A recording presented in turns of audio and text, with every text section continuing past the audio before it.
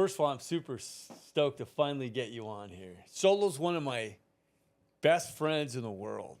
So this is just going to be, I was super excited. This is going to be super fun. How'd you guys meet? We met through April, right? Yeah. Yeah. Because my wife, April, went to high school with you, Venice High School, right? Yeah. And then how did you and April meet? Just in high school, or maybe even, I don't know. I don't remember her from junior high, but for sure high school. Where did you go to junior high? I floated around. I went to, it was a school called, it was an alternative school called Area D Alternative. It might have been West Side. They changed their name. West Side Alternative. And then in 7th grade. And then I went to Mark Twain for 1 year in 8th grade. And I was like, get me the fuck out of here. Why? I was in the bathroom one day, and this frickin' Venice Showline Crip came up. He's like, yo, give me your shoes, fool. And I was like, man, get me the fuck out of here. I'm going back to hanging out with surfers and skaters. Fuck this shit. So, And speaking of surfers and skaters, yeah. we had George Wilson on here. Love George. Right? Yeah. George is the best. Fucking awesome. And George and I were talking about you guys being Z-Boys. Explain that for people who don't know what that is. You know, and when that was. So, I mean, I don't even know where to start. So, Z-Boys is basically guys that skated for Zephyr skateboards, right? Right. Then there was like the Dogtown crew. There's all these different crews. It all kind of gets meshed up into like Dogtown and Z-Boys. Yeah. So it all came out of, though. I mean, it came out, it was the birth of it came out of the same spot, right? Right? Which one? Oh, yeah. Let's have a fucking donut. Which one? I don't know. Which one's good? Fritter? Pick one. Fritter's pretty good. What's your favorite? Take What one. is this? That's a apple bear claw.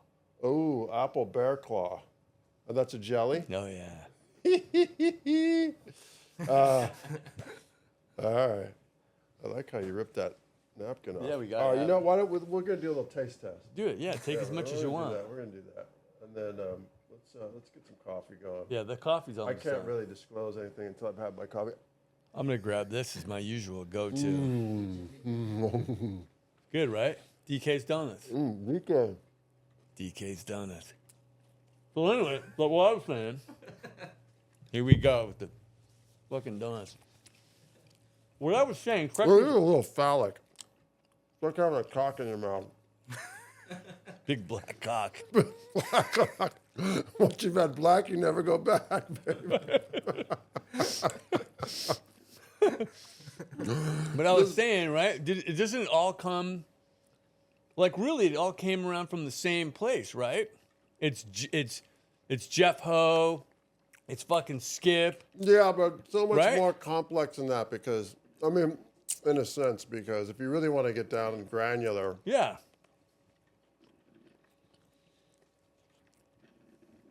Jay Adams Okay. lived in Venice and Santa Monica. Right. And Tony lived in Santa Monica, right? But I think he was from I know Stacy was from Mar Vista, I think. Yeah, Stacey was. Anyways, this is what happened. So what happened is that Skip and Jeff started the Zephyr shop. And you Right. could see this on the documentary is much better than I'm going to explain it right No, now. it's not, dude. Yeah. It's played out. We've seen it 100 times. Well, I get the real deal right here. Fuck Right. that. Go. Well, I was younger than those guys. Right. So I am second generation Z-Boy. So what happened is that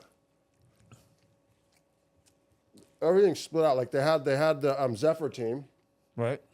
So that's, Which was Jeff Ho and Skip. which is Jeff on Skip. Right. Jay, Tony, Stacy, Alan. Sarlo was Yeah. on that team. Peggy, Oki. Okay, yeah. Anyways, so that was that. Then they all went their separate ways. They all got like kind of a little famous and went on different. Meanwhile, Jay's stepdad Kent, had created the Zephyr skateboards, right? Or was it Z-Flex? Z-Flex, sorry. Yeah. Z-Flex skateboards.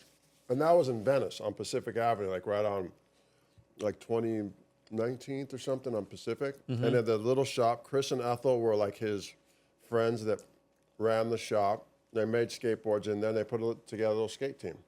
George Wilson, Marty Grimes, Jimmy Plumer, Jim Davies, who we called Grandpa. Shogo. Shogo Kubo. Yeah. Those are the main guys. And then they brought on 2 younger guys, me and Froggy, Eric Anderson. And so we were the young kids on the team. And then, yeah, we just went around and skated and like got, we got to skate Marina Skate Park before it opened, which was awesome. Were you doing contests or no? Not that. Not I really. wasn't Just really doing contests. you're just promoting the boards. We were in a way. promoting the boards. Yeah. Because you became, So, yeah. you so became a professional surfer. That was your deal. That was my deal. So I broke my wrist skateboarding at the Oxnard, Endless Wave Skate Park in Oxnard, and I was like 12. How'd you break it? Dropped in, 2 of us were up, and it was kind of like freaking mano-y-mano. Who's going to go first? And we both dropped in the bowl. It was a pool, and we just ran into each other, and I freaking kind of blocked it. And let me do that again. And freaking broke my wrist. So, and Did you cry?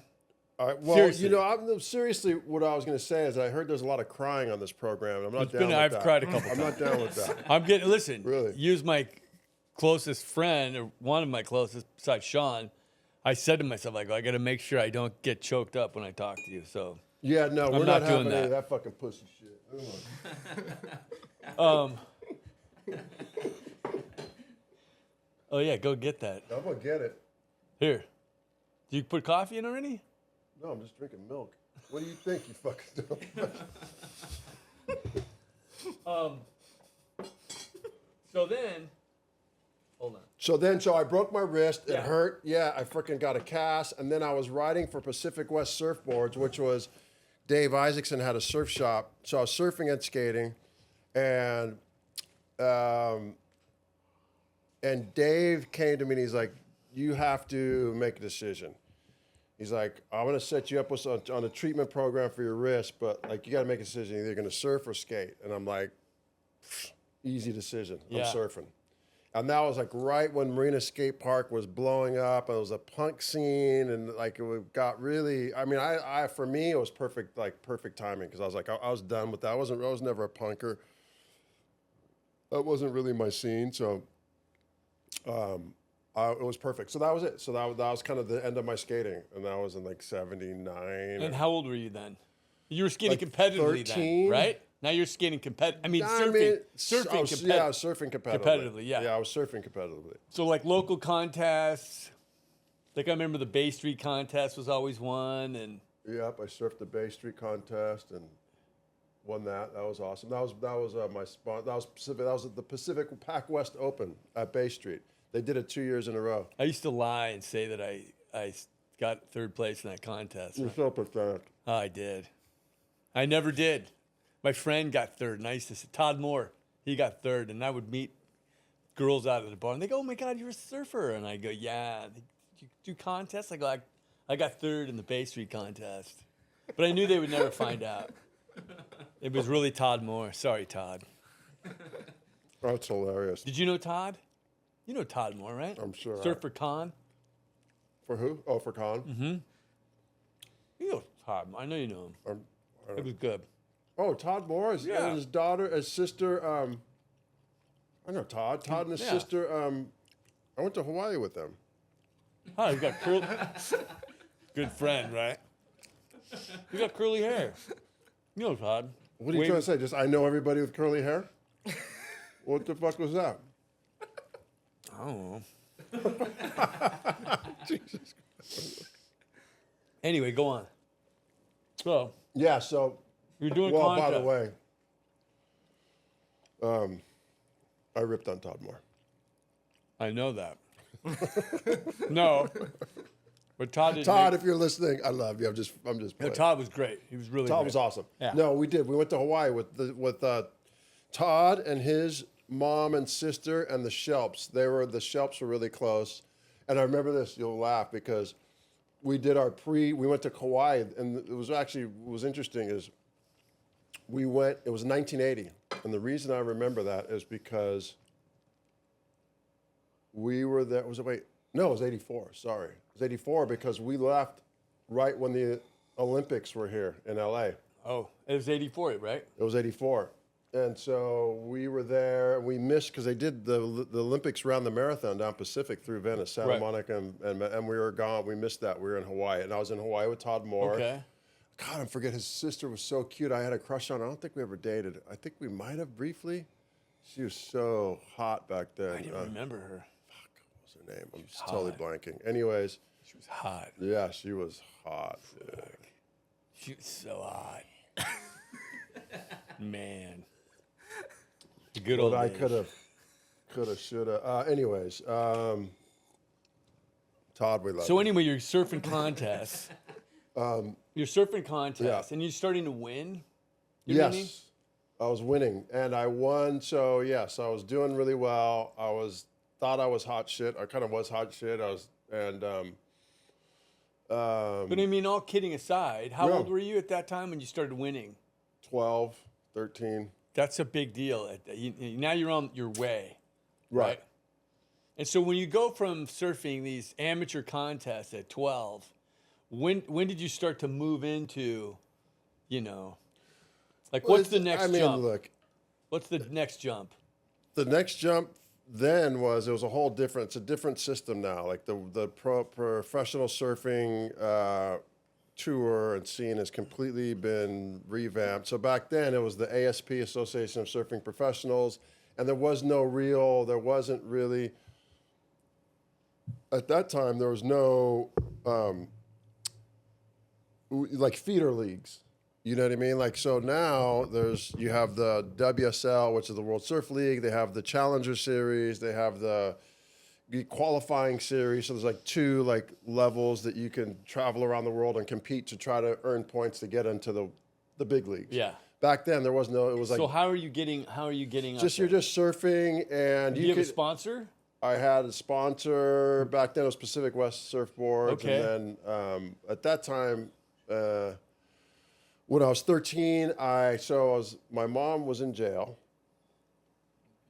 and when I broke my wrist, my mom was in jail And why was your mom in jail? because my mom was a drug addict, and she was a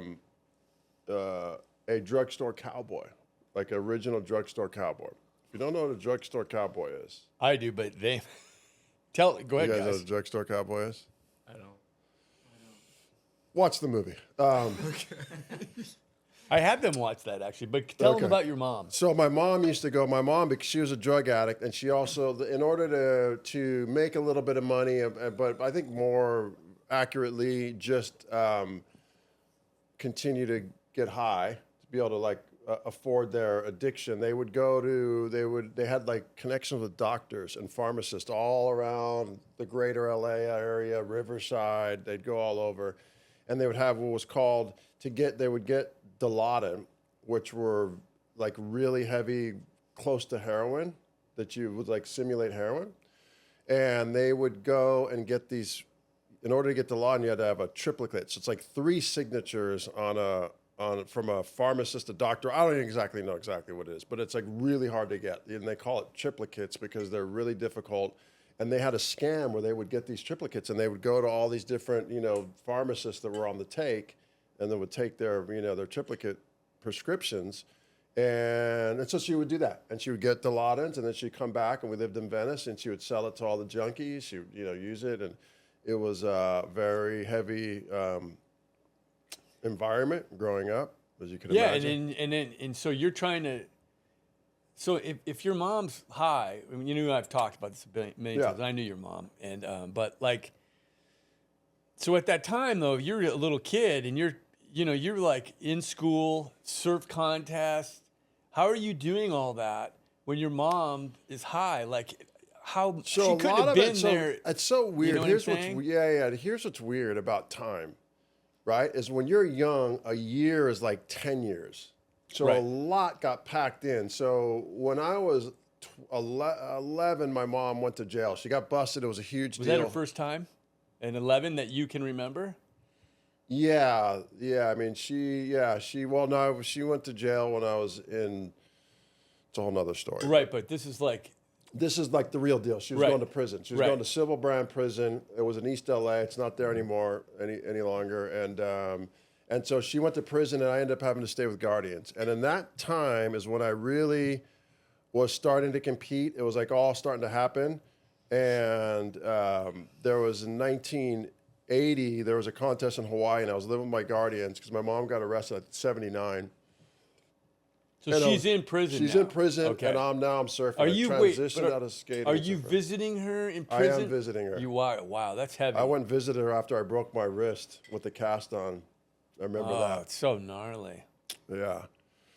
I mean, when she's in there, is she in, like, did you meet her behind the glass, or did you get to come out and have a No, physical behind visit? the glass. Oh, man. How was that for you? I mean, when you saw that, what was that? I mean, not that it's not obvious, it is, but, like, what was that like for you? What was your thoughts on that?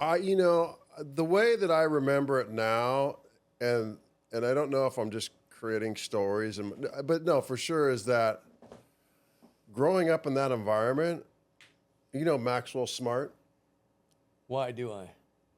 Dun, dun, dun, Oh, dun, the dun, show. the Yeah, show. yeah, of course. And they go through, and it's like it goes through all these The series doors. of vault doors. Bum-bum. Bum, Yeah, ba-da. That's what I had done. I'd built up these vaults Right. to my heart Yes. and to vulnerability. So I wasn't vulnerable. I wasn't like, I didn't Even process. at that age, 11. I had to, because I was growing Yeah. up with freaking people ODing in our bathroom and living room floor and drug, Because they're coming there to score, right. and then just like a shooting gallery, they're in there. There was a getting- shooting gallery. Yeah, Our house okay. is basically Wow. like a mini shooting gallery. Okay. And so, Do you guys and know then what that is? A shooting gallery? Tell them what that is. A shooting gallery is just where people shoot heroin.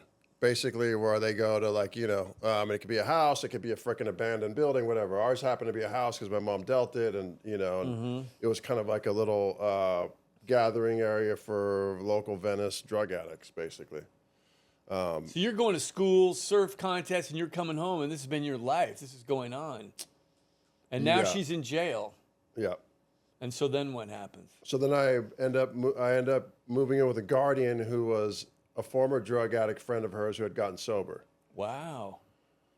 And so I moved in with her and her boyfriend. And Was the boyfriend sober too, or no? Was John sober? I don't know if John was sober. It's a good question. I don't know. Okay. Don't remember. And so anyway, so I lived with her, and then I don't know how it happens. It's so weird because I was really fucking good at that point, surfing. And I guess, for my age, I was really good. And it feels like it just happened in like a year or two. Like I went from like being I was always pretty good, just naturally kind of had a gift or talent for it. Kind of like Dylan. Fast. You're fast. See, you're fast. I'm smooth. But you know what's funny though? You and I have talked about this a lot, which is mind blowing to me. Is that you in that upbringing you're growing up in, you were a good fucking kid. Yeah. You were good because you and I talked. I was a bad kid. I stole everything. Right. I vandalized. You and I've talked about it. You go, I wasn't like that. I wasn't. And which is and you even went to college. Like you made it through school, which to me, I think that's so bizarre and rare how a kid can be in that environment. Like you said, and you built up these walls. Maybe that's something to do with it, but you fucking excelled into pro surfing, fucking finished high school. You had to have decent grades, right? Yeah. But then you went to college. Yeah. That's amazing. But I went to art school, so Whatever. it wasn't based on my grades. It was But based. that's ambition, you know what I mean? Yeah. That's like you're charting your own course, which has always been mind blowing to me. But anyway, I I point that out that I thought Thank that you. was always wild. But go on.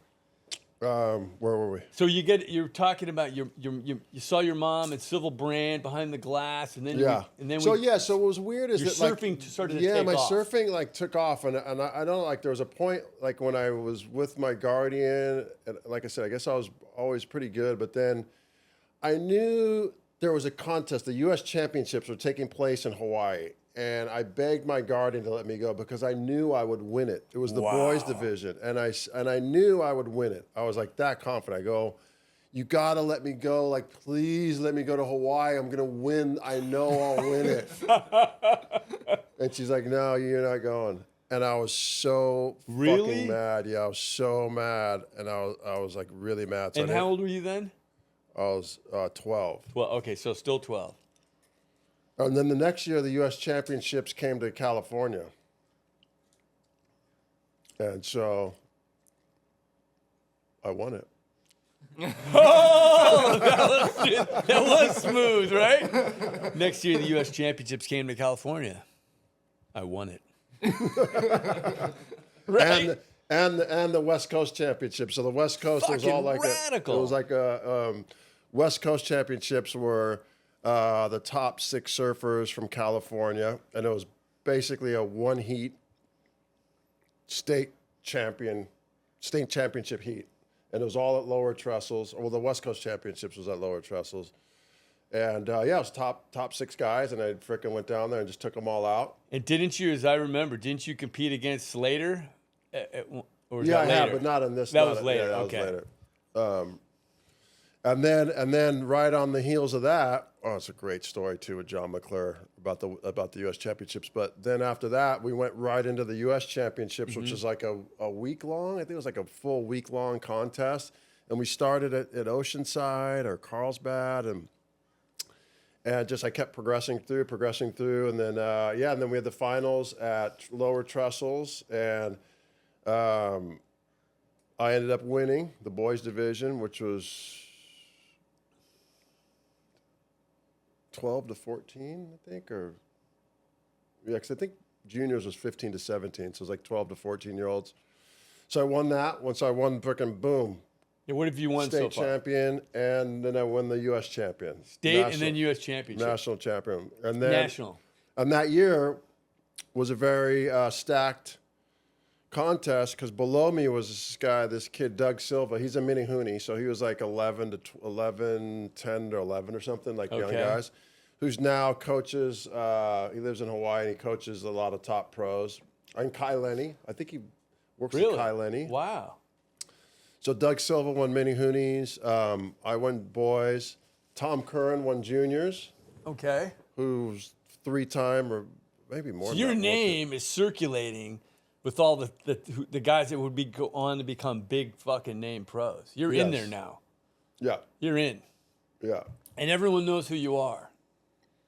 And what happens if you're doing that and you're winning and you're coming home to your, to your home environment and all this is happening? Are you just so focused on that you know what I mean? No, How does that not take you out? I'll tell you what happened. Your focus out. What happened is that the fact that I didn't have any structure, like that's what's so cool about like us now, and like watching you raise Dylan and how that dynamic worked, and like how Dylan was able to progress and become a professional athlete himself, is that like you were there, like freaking guiding him, like you were there, and he had that structure and that discipline and support. You know what I mean? Yeah. Like more support. Yeah, totally. I know you weren't like you're not like freaking military dad, but like you were there. Like, I'm here, dude. Yeah, let's go. We're gonna go. We're gonna go. I'm we'll here. go kick. Let's Practice go kicking do or it. tackling or whatever. Yeah. I didn't have that. Yeah. So how does that? It fell apart. It fell apart. Wait, what fell apart?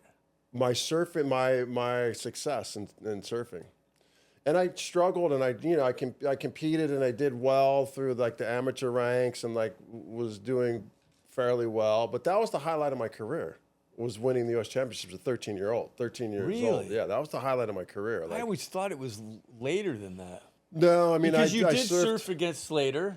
Yeah. How old were you then? I surfed against Slater a couple times, but that was in my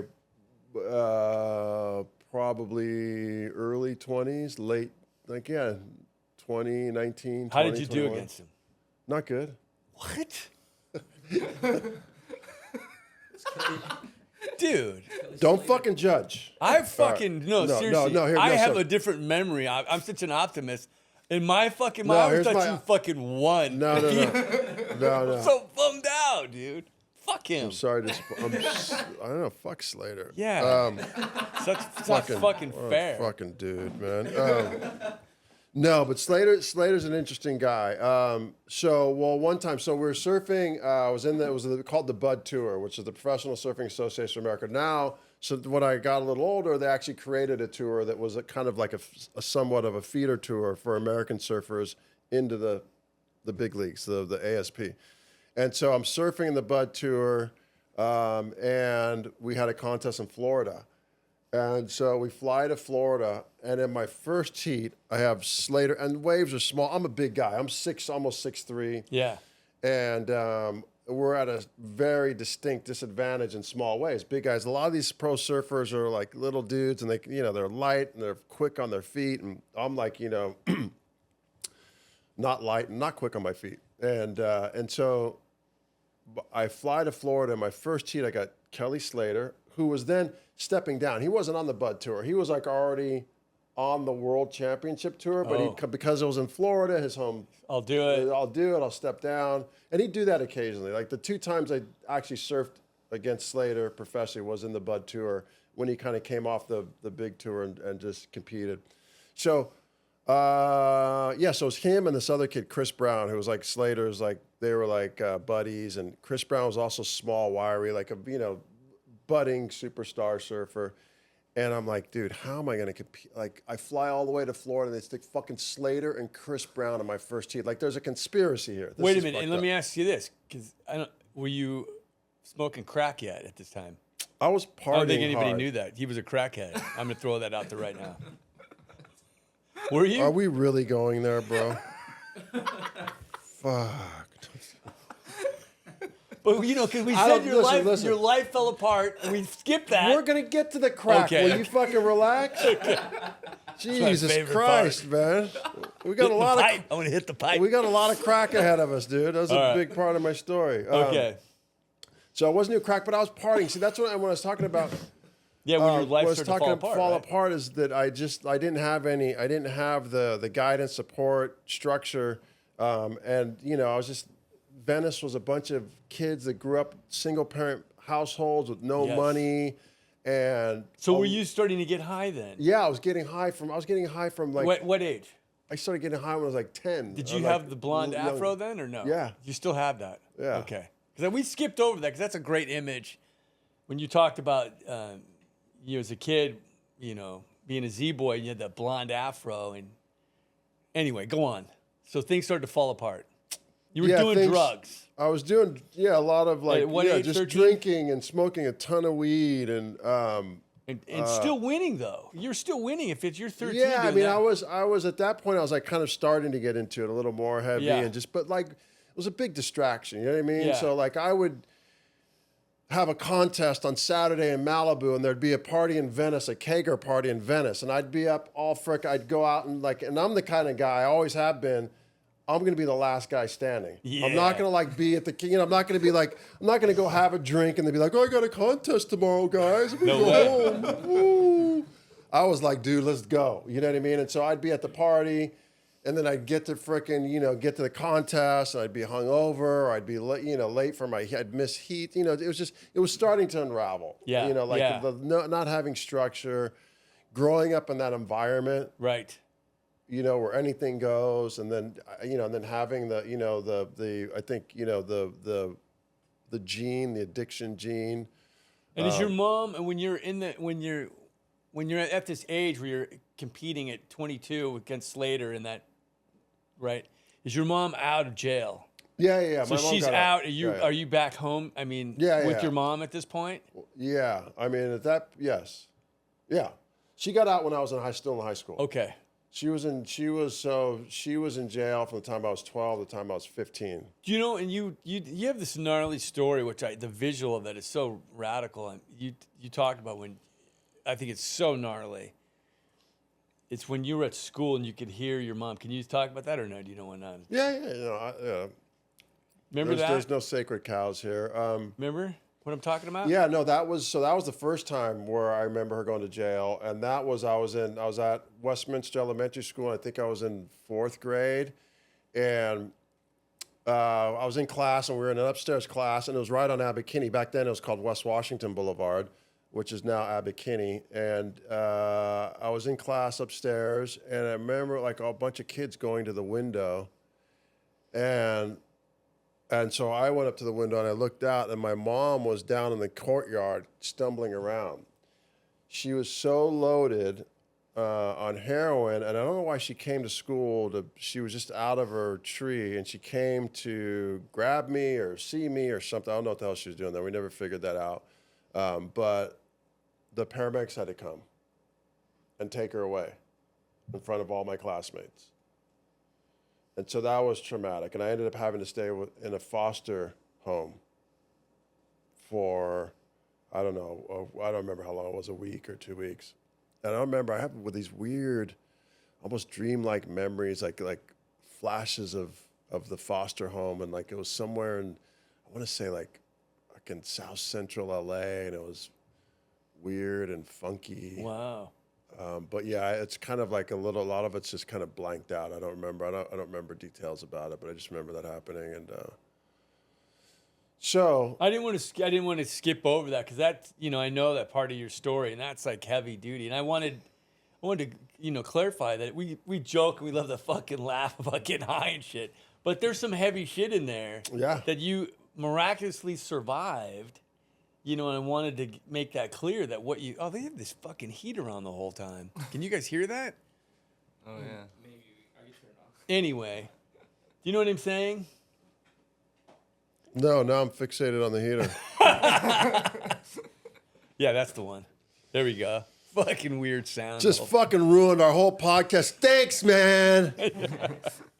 No, but so then I wanted to make that clear that, that's gnarly. That's your circumstances that you like. That's why I'm always mind blown by that you excelled, and even where you are today is mind blowing. That without that structure, You mean right here, right now? right here, right now, But anyway, let's Right go here, back right to we left off with Kelly Slater. You lost. Yeah, You're well, so getting that high. I thought for sure. I was like, dude, that was like so brutal. That particular contest, because I went against. So that was actually funny. So I went against these two, like Kelly Slater, fucking, already almost like one of the best surfers in the world, and then this kid Chris Brown, who's also top level, top shelf. And I'm like, and they're little, and we're in Florida, and the waves are like freaking knee high to ground, Ankle and I'm just like, so I devised a plan. I'm like, all right, I'm not going to beat these guys on. Not talent, but on performance, because I'm not going to outperform these guys in these waves. So I'm going to get one of them on interference. You're going to lure them in. I'm going to lure them into interference. Listen, man, if you ain't trying hard enough, if you ain't cheating, all right? So I devised this Machiavellian plan where I was going to get Slater or Chris Brown on interference. So the heat starts, and I start paddling towards Slater, and he is so fucking sharp. He is so smart. He immediately sniffed it out and just went shoo down to the other side of the beach. It was weird, like how fucking intuitive and smart to get Slater is. It was incredible. But Chris Brown's a stoner from Santa Barbara. He's like, dude. So I was like, I'm gonna get this fucker. I got him. You did. And so I did. It took me a while, and I spent like a lot of energy, like freaking. But I figured it out. Like I got this guy on interference. I still don't even know how I did that. And I did it, but I had wasted so much time and energy because heats are only like 20 minutes, right? Yeah, yeah. And I wasted so much time and energy. I forgot about the fourth guy in the heat because there's four of us in the heat, the Okay. 4-man heats. And then this guy's over there. He's like, oh, look at that idiot freaking chasing Chris Brown around. Meanwhile, he's catching waves. So I accomplished my goal. I got Chris Brown on interference. Meanwhile, fucking this other knucklehead freaking caught some waves and beat me. I was like, fuck. So I executed half the plan. The other half didn't work out so well. But How did you finish in that? that was it. I freaking flew to Florida and lost in the first heat. Oh, Because it's 4-man heats Okay. and two guys advance. So I wasn't even worried about this other guy. I was like, I just gotta figure out how to get through Slater and Chris Brown, and I just totally forgot about the other guy. And so after that, when did you end the surf career? How much longer after that? So I think I surfed on the Bud Tour for like 2 years, 3 years, and Which then I is just great. That's fucking yeah. amazing. I mean, if I didn't win any money, so I didn't what? have But any. you can say you surfed on the Bud Tour. I remember the Bud Tour. Yeah. That's Traveled. amazing. It was fun. Traveled to Hawaii, traveled to Puerto Rico, Ah. up and down California. You know what I just Florida. remembered? I did place in a surf contest. Sober surf contest at Bay Street. You know what I got? 3rd place. I took out Christian Anderson. Oh, fuck. Thank goodness. And then I got disqualified. Wasn't me. No, it wasn't me. But in the longboard contest, then I got disqualified. I wanted to win. I got greedy. I'm going to win this, place in this. And I cut some dude off, and my leash somehow got wrapped around his neck. And Chris Roloff disqualified me. He was one of the judges. But anyway, go on. I had to get my share in. Yeah. 3rd place. That's impressive. Sober surf contest. Sober surf contest. So that, so yeah, it was tough, man. It was tough. Like having, going through that. My mom was in jail till I was 15. Then she moved. She ended up getting a place in Venice. I moved back in with her in high school. And again, it was just at that time, it was just, she was sober. My mom ended up getting sober and becoming this incredible woman in sobriety and helping thousands and thousands of people, men and women, and really turned her life around and was a great example for me. Although it took me a long time to figure it out or to hit my bottom. Which is funny because when I got sober, Bernard and his wife were trying to get me sober for a number of years. They had gotten sober, these friends of ours. And I finally got sober, and then they took me to it was like my second meeting I'd ever gone to. I went to one the day before, and then the next day they picked me up, took me to the beach meeting in Venice, and your mom was the speaker. And it just fucking hit me right in the heart. I was blown away. She was just fucking electric. And just had so much wisdom and love. And she talked about you. She talked about her little boy Solo. She said this. She said, I'm pretty sure if I get it right, you could correct me. But she said, I named him Solo because I thought he might be alone. Yeah. Is that true? That's the short story, yeah. Right? And she talked about you had this blonde afro. And I went, I know who that is. Yeah. Amazing. Yeah. She was incredible. She was an incredible woman. She was a badass. She was a old hippie, and but she had a mouth like a drunken sailor. Fuck you, cunt, you motherfucker, you motherfucker. She'd go like this. And she was bad, and people loved her, man. She rock stars loved her. She ended up helping a bunch of different rock stars in L.A. and Anthony Kiedis was her second son, and a bunch of people. People loved her a lot. She was a big fixture. And how long was she sober before she passed? 22 years. That's a long time. Yeah, it felt like it was a lot longer. And so when she was sober, were you up? It's weird because I've been sober longer than her now. That's wild. How long are you sober now? 23. 23. Or 22. I think I'm... Dude, you better know that. No, 22. It'll be 23. But so she gets sober, are you running around?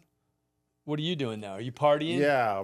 What are you getting into? What? Dude, just local weed. Started dealing weed at a young age. I was small time, fucking eights, and it was, a big deal for me, sell an ounce. You know what I mean?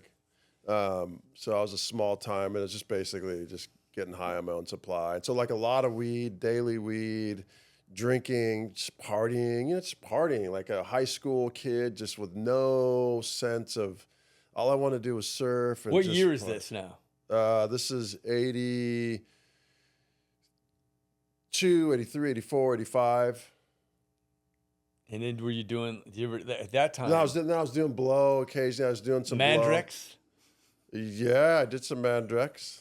Yeah, we got some Mandrex What's stories. Mandrex about? Mandrex is kids, don't do this at home. For professionals only. No, not even professionals. Mandrix was a Mexican quaalude. Do you guys know what Quaaludes are? Yeah, I've heard of them. Yes. Yeah, so quaaludes were, So they're called downers. Yeah, because they weren't Quaaludes. The real Quaaludes weren't around anymore, which Right, was it's like this. amazing. Do you remember them, Jim? Oh yeah. Look at Jim. Oh yeah. Quaaludes, you take quaaludes, you're like, Yeah, the 714s, and they were gone, and then they came, and then Mandrix took the place. And we had a local guy that was kind of, he sponsored a lot of us. He was like a mover and shaker entrepreneur. He created a clothing brand.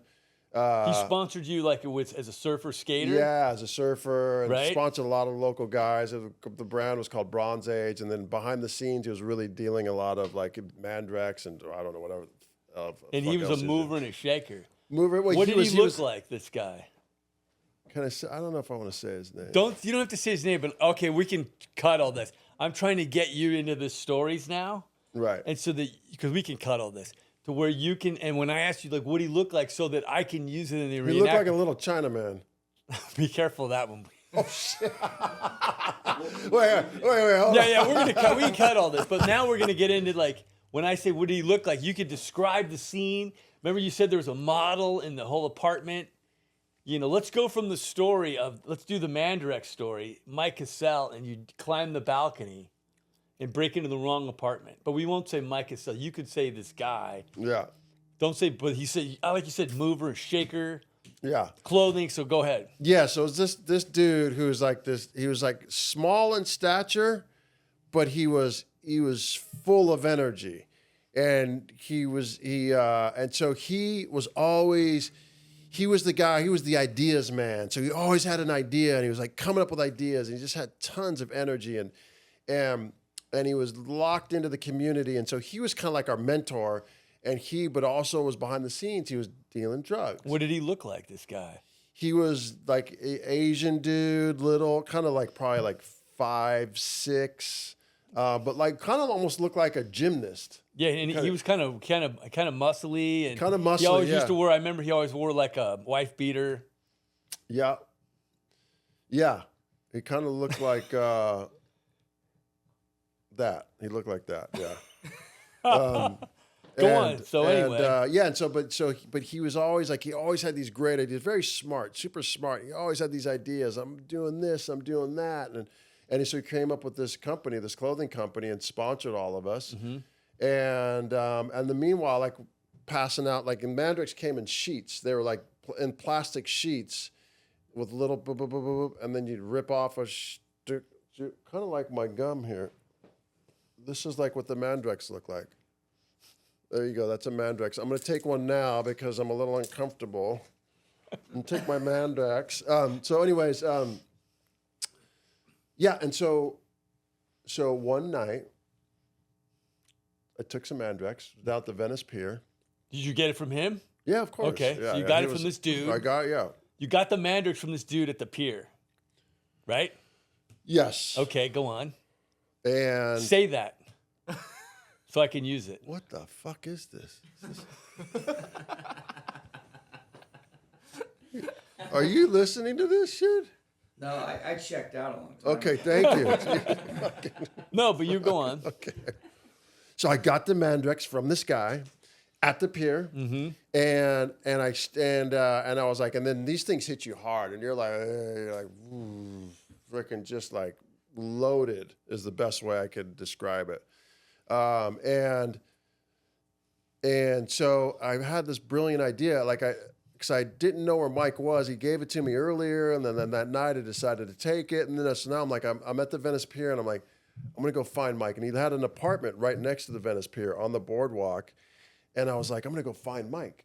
So I went to the door off a Speedway, and I couldn't get in. It was locked. It was like a 8-unit apartment building or something. They had like a locked door to get into the lobby.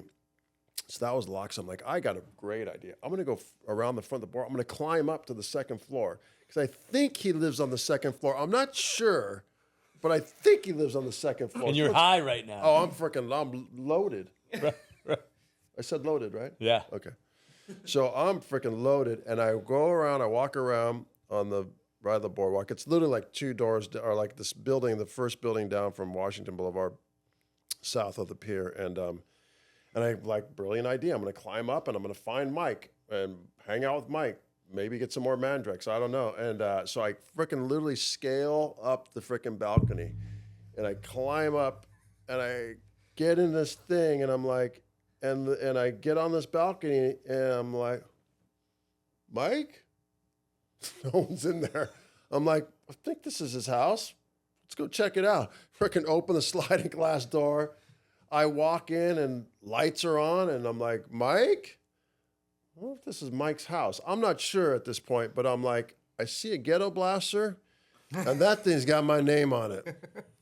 And I see like some drawers. I'm like, well, shit, I'm here. I might as well like see if there's some jewelry, because I'm not really sure if this is Mike's house. And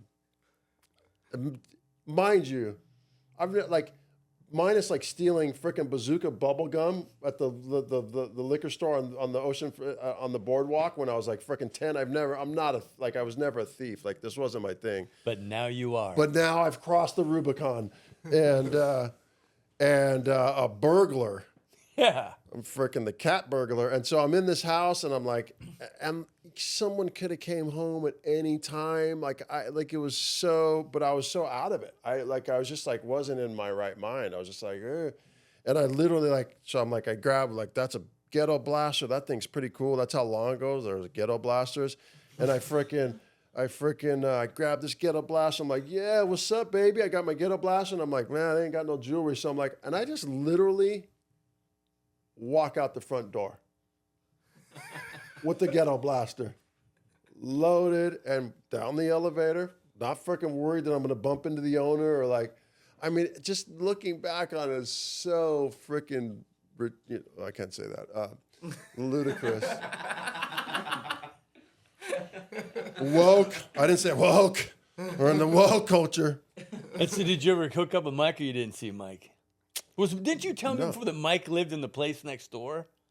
Wasn't that? Yeah, I think it was in the place next Right? door. I broke into the wrong place. Yeah, he was next door. Yeah. And and then I got away with that scot clean, man. That ghetto blaster played a lot of good reggae music. A lot of good reggae music on that ghetto blaster. And when you were doing, what kind of drugs were you doing back then? I was doing a lot of coke. I was a coke guy. I like to be up. I'm like Freebase? Well, that was before. I never got into freebase. I didn't get into smoking coke until crack. So I missed crack. I was crack, man. Crackhead. What's dirty? Ooh. But yeah, I snorted a lot of coke. So I was doing and then that's kind of when my surfing career went off the rails, and I was partying in Hollywood a lot. Like, we were clubbing. Like, I became a club kid. I was going to Hollywood like 4 or 5 nights a week, to the Roxbury, to Carlos and Charlie's, to Bar One, to all these freaking clubs that were just hopping back then. It was fun. It was like a lot of fun. But And you were a model too. Weren't you modeling then? I was. Omar's Men. Omar's Men. I was. Wilhelmina West. Supermodels. Yeah. And then I did much better as a commercial actor. The modeling never really. I did some campaigns and stuff, but I kind of quickly transitioned into commercial acting. Did really well. And then but at that time, when you were doing that, you graduated from doing lines to smoking crack, hitting the pipe, right? Again, it's so weird. Time's so weird because it all happened so fast. Like, I was doing like a lot of blow. Like, we're going out at night, and then John Hardy. Do you remember the Hardy? Yeah, yeah. He's the one that introduced me to crack for the first time. I remember the first time. What a good guy. He was great. R.I.P. Hardy. He was actually was a interesting family, and and so we were. He's like, yeah, I'm gonna overdosing.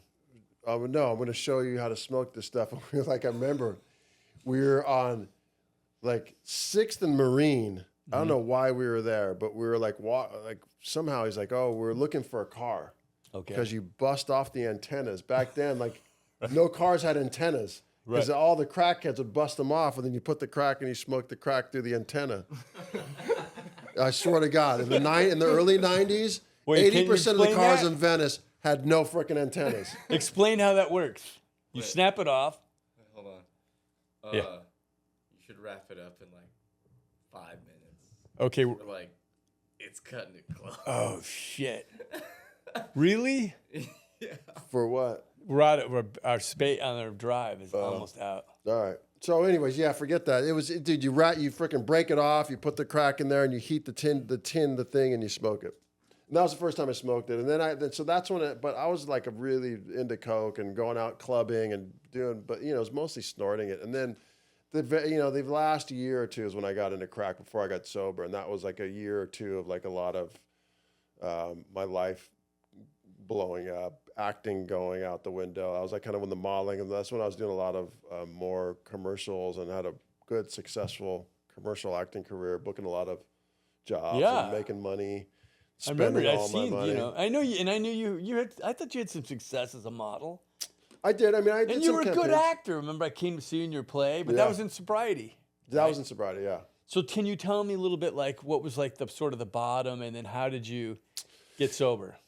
Yeah, the bottom was, I was on that freaking hamster wheel. And I was going clubbing, and then it became like, it went from snorting coke to like just crack, and I was living next door to my mom. We lived in this little courtyard, and I had done well, so I'd made some money, so I got my apartment, a little house right next to her in this courtyard, and literally I could jump from my front doorstep to her front doorstep, so it was kind of cool. But she had been sober for a while at that point, and she just saw me going down, but she, to her credit, she just knew I had to, you can lead a horse to water, you can't make him drink, and she just saw me going down and down and down, and the crack just became more, it was like an everyday thing, and I couldn't get out of it. And so after like a 3-day bender, I freaking literally like crawled across the courtyard to my mom's thing and just broke down and sobbed and said, I can't do this anymore. I need help. And she got me into, because she worked in recovery at the time, and she had a lot of connections. She got me over to Daniel Freeman. And I spent 30 days there, and and that was the beginning of my journey of sobriety. Which is now 22 years. Yeah, but that was the first time. Oh, that's right. I remember. I put 5.5 years together, and then my mom got sick. Talk about that, if you could, a little bit. So yeah, I had 5.5 years, and then I went out, and then my mom found out she had cancer, and then that was really brutal and tough. And then I was struggling in and out, trying to get sober, and then kind of her last days, I was on a bender. Like a 3-day bender, and she ended up in the hospital at St. John's, and I was on like a 2-day gnarly crack bender, and I got a call from the hospital saying, you need to come to the hospital. And so I went to the hospital still high, and my mom was not doing well. She had an intubation tube down her throat, and it was just brutal. And she was in and out and hallucinating, and then that was her last night. She passed that night, and that was May 25th, 2001, and so that's my sobriety date. What was if you could say like the bottom? What was the bottom? Can you pinpoint the bottom? Well, I've had a couple, but like the first one was the first time I told you about, and then the second one was that night when I'd been partying and I went to the hospital, my mom on her deathbed. Yeah, because you were the next day you got sober, right? Or was it that day? No, that was at night, and then she passed away that night, and then that was it. Like I've been sober from the next day on. And how like now that you've been sober for 22 years, what's your life like now? It's 23. I'm going on 24. Doing the math, right? 2001, May 2001. So yeah, I think you're right. I think you're 23. At 23, I'm gonna have 24 in May. You should know me. I don't need to know. You should know this. Dude, I don't even know how old I am. I know how old you are. You're 58. You're 58. You're a fucking math genius. So what's your life like now? Now tell me about what's happening in your life now. So what's happening in my life now? Like since you've gotten sober, what's your life like? Right. So I got sober. Yeah, since I got sober, I met my wife like after a year after I'd been sober. I met her in 2002. And yeah, man, and we, we have two beautiful daughters. Ava, who's 16, and Dakota, who's 13. Amazing little human beings. As my old friend Owen Wilson used to say, what great little human beings. They are. They are. They really are. They really are. I was talking to my therapist last night, and I was telling her that, that high school kids go to parties, right? And like a couple of her buddies go to parties and they smoke and drink. Yeah. And a lot of them vape. And she just looks at them like, you guys are so crazy. And she was telling us a story that my daughter was telling us a story the other night. I was just like, I didn't say anything, but I'm like, I'm so fucking damn proud of you. Yeah. Incredible. And how do you get from where you were to where you are now? How does this, how are you able to? Are you ready? Yeah. Ready for the secret? For what? Ready for the secret? You drop some science. Let's hear it. One day at a time. Yes. But truly? Truly, how do you climb fucking Mount Everest? One step at a time. One step at a time. As far as I know, there's no one that's fucking leapt from fucking the base camp to fucking the summit. That's right. And it's really like that in life, man. I really, literally, right now, I try to embrace this. I'm not always perfect, but the only thing that matters is this moment. You and me sitting here, talking shit, having fun. The truth of the matter is, it's the only reality that exists. That's right. The past is gone, right? Future doesn't exist. Future hasn't happened. Future doesn't exist. But right now is fucking awesome. Yeah. Right now, this moment. There's a guy that was in recovery, well-known guy, and he says,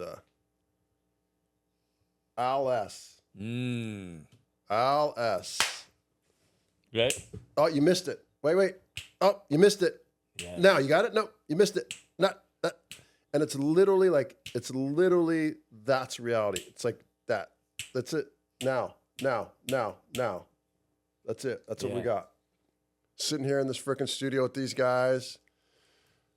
If you were going to, what's your routine? Chewing my knicker. Do you have a routine? Do you have a thing that you do in the morning or anything that gets your day started? How do you stay in the moment? How do you stay in this moment of reality? What's your method for that?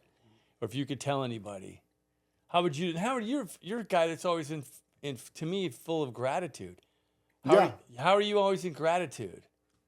Well, first of all, I'm not always in gratitude. But you know what I mean. Yeah. I mean, I'm a human being, man. And I like to say this, I get caught having human experiences quite often where it's not pretty. It can be ugly in terms of not so much it's not like I'm a wife beater or fucking beating people up or anything. But when I say it can get ugly, it's more about a state of mind. Yeah. Where I beat myself up. Right. And and the thing about it is the way I talk to myself sometimes, I wouldn't want to talk to my worst enemies, right? So I got to watch that. And how do you deal with that? I go to meetings and I'm surrounded by a fucking amazing community, mostly men, that are in recovery, and try to be open and honest. I'm in fucking therapy. Do you have a routine, like a meditation I'm routine? off my routine right now, man. When you're on it, what is it? Get up in the morning, get up early before the family wakes up, meditate for anywhere from 10 to 20 minutes, and then get the family going, and then get to the gym at some point, be in the office. So right now my routine is get up. I haven't been meditating, but I get up, get my daughter ready, drop her off at school, and then my office is right on the corner, so I'm in my office by 8:30. And then I'm working, and then I'm running around on appointments, and I haven't been working out, so I'm slacking. I'm in a real what was I saying the other day, sedentary period of my life right now, which I got to change because it's right now is the time to really my body's I don't want to say falling apart, but it's like I'm getting older. It's it's like shit doesn't work quite as well as it used to. And so anyways, not to digress. I digress. I just I'm just trying to get back into a routine, trying to find that, which is the beautiful thing. Like that's what I say. Like I'm not perfect. I talk to guys that are starting this recovery journey, and they're like, "Oh, you look like you have it so fucking dialed in and figured out." I'm like, I don't, dude. Every day is a new day, and I'm doing the best I can, and I'm far from fucking perfect, man. It might look like a beautiful Instagram life. You know what I mean? Like you look at my Instagram feed, you're like, oh my God, dude, where's the Lambo? and A, there's no Lambo. B, it's like, dude, it's, there's, life is real. And what's your, if you could sum it up, what's your secret to having this great life? Number one, being sober. For sure. And my wife keeps me in line, and my kids, my wife and my kids keep me in line because I'm still prone. I was talking about last night. I was sharing at a gathering, and I like to lurk in the dark. I like to lurk in the shadows. I'm like isolate a Scorpio. No, like I like. Oh, I know what you mean. You know what I mean? Like I like the little the little like freaking white lies and the little like I still like to hang out with weird people, and you know what I mean. Like, I like people that are a little off, and I watch serial killer documentaries, and I'm a little like there's some darkness there, and so Jeffrey Dahmer, he had some qualities to him. I really like But yeah, no. So I do. But I like. There's like still part of me that's like. Part of it's immaturity. It's like But I like that. Immaturity's great. Dude, I fucking love it. I love it, man. I love it. But we're not changing that. It's not wholesome. What? Living in the shadows. No, but immaturity's different. I'm saying it kind of comes. I think part of my attraction to that comes. Part of it's from immaturity.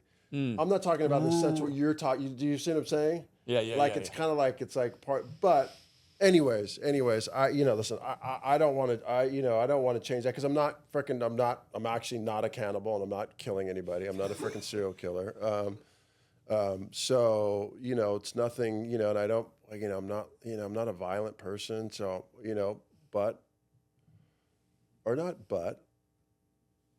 and I just gotta, I try not to hurt anybody. Yeah. Yeah. How's this? Fucking the best. This is the best. The best. I'm not gonna. One of my best friends. Thank you for being here. I love you, man. I love you. I really love you a lot, man. Aloha.